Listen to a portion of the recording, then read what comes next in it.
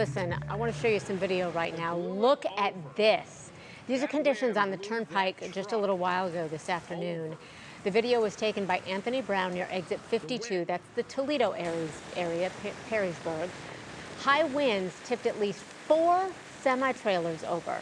Our sister station reported pop-up storms with 60-mile-per-hour winds. Wow. That is insane. That is something. Anthony, you have been saying that because of all of the stuff that's going on in the atmosphere, this stuff is, you said, Christy, these pop-up storms just kind of happen, which is why I guess they call them pop-up storms. Yeah, they kind of just bubble up and they tap into the upper levels of the atmosphere where it's really cold, where we like to have cold weather at. But when it's cold, it's dry, and all that hits the ground at a very fast, rapid motion, bringing in heavy rainfalls, and sometimes it does bring in those gustier winds from the upper levels of the atmosphere. So brief damaging wind gusts, unfortunately, it did cause some problems out to the west.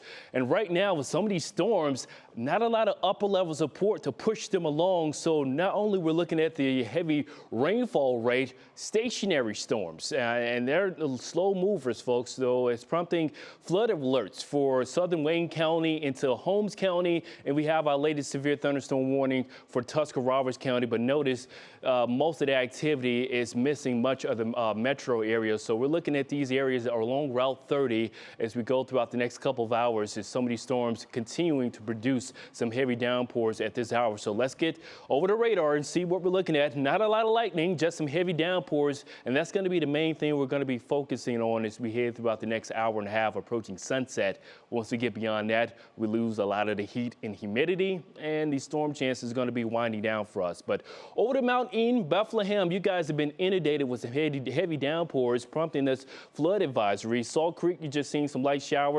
Only 7 lightning strikes over the past 15 minutes. So not a lot of instability, a lot of electricity with these storms, just plain old heavy downpours. Where you see the yellows, when you see the brighter colors, that's indicating upwards to 1.5 to 2 inches per hour. And these storms are moving at a clip at about 10 to 15 miles per hour. So some heavy downpours, and check out the rainfall accumulation over to Brewster, Walnut Creek, over to Millersburg. We're looking at radar estimation over 2 inches in both locations, and this is over the past 60 minutes. So you don't need a lot of rain to hit the surface at a rapid pace. So those areas that's prone to receiving a lot of flooding issues, you may want to avoid that for this evening until things back off. Where we have this severe thunderstorm warning has been prompted because of the possibility of hail. Hail potential, not all that impressive in Tuscarawas County. And when we check out the velocity, the wind energy with this storm, upwards to 20, maybe 30 mile an hour. So some gusty winds, but these storms are just bubbling up and kind of just hanging out and exhausting itself, especially as we head closer to 8 and 9 o'clock. Most of this will be dissipating, but right now you may want to avoid those low-lying areas, especially down to the south and Wayne County over to northern Holmes County, where they're picking up more rainfall. But luckily things are going to be backing off as we head beyond sunset. Just some cloud coverage for us. We had a little bit of rainfall over the past hour. As we go throughout the next 24 hours for your Friday, we do it all over again, unfortunately, with more showers and thunderstorms. Not a cold front that's going to wash us out, so these storms are just going to be bubbling up and producing some wind and possibly some isolated flooding risk for us for tomorrow afternoon. Here's this evening, things backing off as we head throughout the overnight. Partly cloudy, off to a sunny start.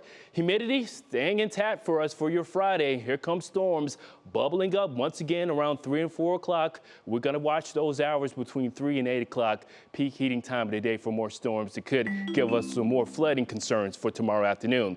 Saturday, we back off with the high heat, but the humidity still remaining. Low 80s, we warm back up into the upper 80s. A refreshing cold front by midweek. Tuesday and Wednesday, feeling good in the low 80s.